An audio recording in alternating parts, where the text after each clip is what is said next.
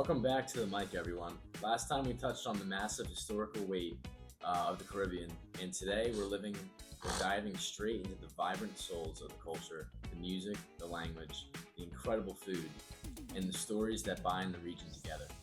Logan, James, Marwo, it's great to have you all again. Glad to be here, Peter. Absolutely. The culture is what makes the Caribbean so unique. I'm just ready to talk about the food if we can skip straight to that. We'll get there, James, I promise. To kick us off and set the tune, let's do a quick warm up. When you think the Caribbean culture, what's the first thing that truly springs to your mind? For me, it's the energy, that specific palpable energy you feel in a crowd, whether it's at a festival or just a family line. It's the rhythm you can't not move to. I think of color, the deep blue of the seas, the bright reds and yellows of the tropical fruits and flowers, the vibrant costumes of carnival. It's visual poetry. I personally think of the flavor of thyme and pimento. It's the essential base that underlies so many of the dishes in the Caribbean, and you smell it and it's kind of like an instant transportation to like the beaches and stuff. Right. It's great answers all around, guys. It's already clear that this is a multi-sensory experience. So let's start with that energy, Logan. Why is music such a powerful and central part of the Caribbean family?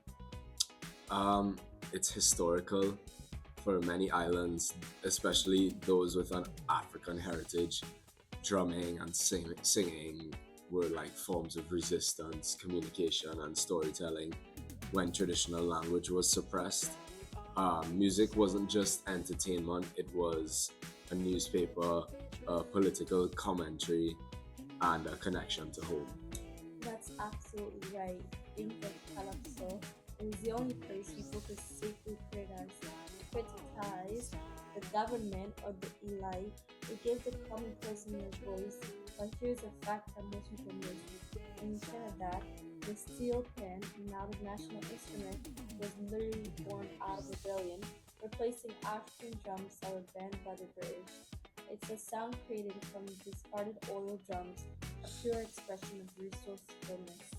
Yeah, that steel pen origin is just fantastic. I'd add that the sheer creativity is often overlooked, and the way that you get completely different but equally incredible genres from the islands that are so close together, it helps highlight the separate cultures and historical tracks that they took from each other.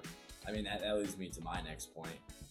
Do you guys think people misunderstand or stereotype Caribbean music in any way? Yeah, definitely. I feel like the biggest misconception is that all beach music, or it's all beach music or just laid back like vacation tunes. They miss the lyrical depth. They don't hear the social commentary, the political anger, or the like complex narratives woven into songs. Right. For me, it's a complexion. People tend to be lumped everything into reggae or just island music. They don't realize how distinct soca is from the dancehall, or how foundational genres like mento or candies, calypso were. Furthermore, I think people miss the Indian influence. Chutney music, which is huge in places like Guyana and Trinidad, is a powerful fusion of Bhojpuri folk songs and calypso rhythm, but it rarely gets global recognition. Yeah, that's a great point, Marvel. We talk about African and European roots, but the Indo-Caribbean contribution to music is often a hidden gem in global understanding. Yeah. Logan, you mentioned energy. Let's talk about the ultimate expression of that, carnival. How would you describe carnival or festival culture to someone who has never experienced it? It's total, pure catharsis. It's the moment the entire country stops, drops its daily worries, and kind of moves as one. It's the street reclaiming itself For 2 days, there are no social strata. Everyone is just behind the rope, following the music, dancing with each other. Yeah, and the preparation for it is year round. It's really an economic driver. It's a really massive artistic endeavor with all the costume design, steel pan, soca composition. It's really more than just a big party. It's kind of like an annual reset button for the culture. And to kind of add a lesser known point, I suppose, that in many of the French islands, their carnival tradition, Mardi Gras, involves like street theaters, drumming, and characters with a lot more deeper political satire than the like general spectacle that's promoted globally. So let's transition to language, which is another fascinating layer of identity. Marwo, what's the biggest misconception about the Caribbean language or dialects? The misconception is that it's broken or lazy English. It is not. It is completely separate linguistic system, often with its own grammar, tenses, and vocab derived from a fascinating mix of African, French, Spanish, and English roots. I agree with Marwo, entirely. It's a mark of intelligence, honestly. The ability to code switch seamlessly between the formal language of school or business and the patois or Creole of the home and street. That bilingualism is a huge skill. But I think we need to push back against the term dialect.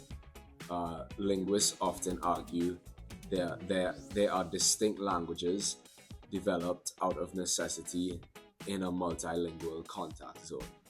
Yeah, I mean that's a great distinction. How can the very structure and vocabulary of these languages, show the history of the Caribbean? As through it, you can kind of hear the trauma and the triumph. Like, as we were talking about, for example, in many patois dialects, you find West African words for food, family, and spiritual concepts that survived the Middle Passage. And thinking about the grammar as well, many Creoles use repetition for emphasis, which is a feature that's carried over from West Africa languages rather than using adverbs. Just kind of the structure of these languages is kind of reflecting history. It's a linguistic blueprint of the colonization and the resistance. The syntax often reflects African linguistic structures, but the lexicon is heavily influenced by the colonizers. The language themselves are the ultimate fusion food, if you will. I love that. The ultimate fusion food. Let's put this into practice. Can everyone share a favorite phrase or expression from your island's dialect and briefly explain what it means? Logan, go first. I would say my favorite Trinidadian one is one hand wash the other, or like we would say, one hand wash the other. It means we need to help each other out. Collaboration is key. A simple way of saying if I help you, you help me. I'll share everything crisp. It means everything is good, everything is smooth, everything is perfect. A beautiful positive affirmation. I guess mine's a little more philosophical, might not be the right word, but sound done, literally cannot done. It means the activity or the party or the work is unending, unstoppable, or too good to quit. James, let's talk about food, since you've been wanting to so finally. much. Food in the Caribbean is such a mix. What dish you personally like, and what do you think everyone should try at least once? I would say definitely ackee and saltfish. People hear it's a national dish and think it's just fish and a vegetable, but it really has this savory, almost buttery texture, and personally, it's kind of like comfort food. It's energy. It's like a good breakfast brunch kind of meal. Yeah, that's a classic, James, but I'm gonna challenge you here. Roti is the true encapsulation of Caribbean fusion. It combines the techniques and flavors brought by indentured Indian laborers, the flour, the dal, with the peppers and proteins of the New World. I would say pilau is a close second. I will go with the classic Expovich fish. The snapper is fried crisp and then immediately soaked in this very vinegary sauce loaded with pimentos and carrots. The hot oil and the cold pickle mixture is intense, complex, and very addictive. Wow. Those all sound amazing. But beyond flavor, what foods or ingredients have a deeper historical meaning, I guess? Foods tied to survival, specific periods, or cultural resistance. I would like to say ground provision like yam, dasheen, and cassava. These were the staples crops that sustained the enslaved people. They were easily grown and nutrient dense, forming the bedrock of the diet and often cooked using traditional methods brought from Africa. And don't forget the breadfruit. It was actively brought to the Caribbean by the Captain Blake, yes, one of the bounty, as a cheap food source for the enslaved. But it was adopted and transformed into dozens of delicious dishes that are now below. Yeah, that's a fantastic piece of history, Marwa. I'll add salted fish and meats, which are key to many dishes. They represent the cheapest, non perishable scraps of food given by the plantation owners, which the people then ingeniously transformed into rich, flavorful stews and curries. I'll add uh, kalaloo.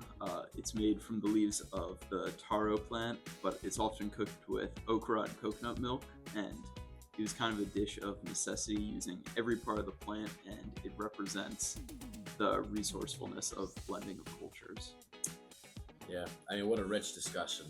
We've covered so much ground already, from the deep historical roots found in the rhythms of soca and the steel pan to the resilience coded into our languages and the literal history served on a plate. Thank you guys all for sharing. Yeah, course. thank you, Mhm. Peyton. You guys can join us next time.